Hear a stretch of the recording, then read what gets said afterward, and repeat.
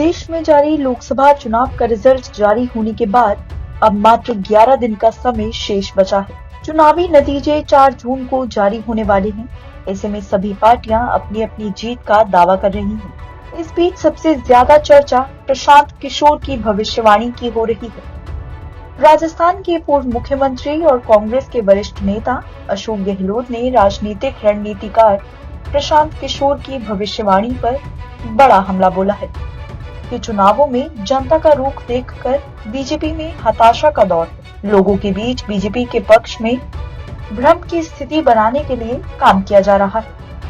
पूर्व सीएम अशोक गहलोत ने एक्स पर लिखा है कि चुनाव में मतदाताओं का मूड भांपने के बाद बीजेपी अब पूरी तरह से हताश हो चुकी है।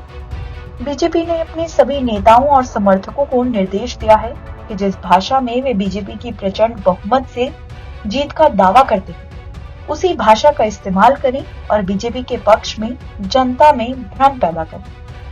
यही कारण है कि अचानक ही तमाम राजनीतिक विश्लेषकों, अर्थ और पत्रकारों समेत तमाम लोगों की भविष्यवाणियों की बाढ़ आ गई है।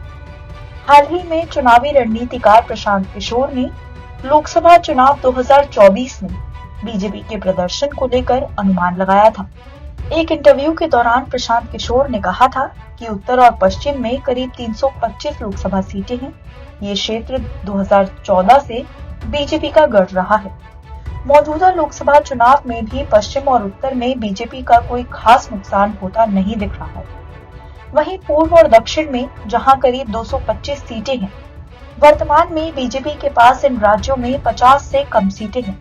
पहले भले ही बीजेपी का प्रदर्शन इन जगहों पर अच्छा नहीं रहा हो, लेकिन इस चुनाव में ओडिशा, तेलंगाना, बिहार, आंध्र, बंगाल, असम, तमिलनाडु, केरल जैसे दक्षिण पूर्वी राज्यों में बीजेपी की सीटें घटने की बजाय बढ़ेगी।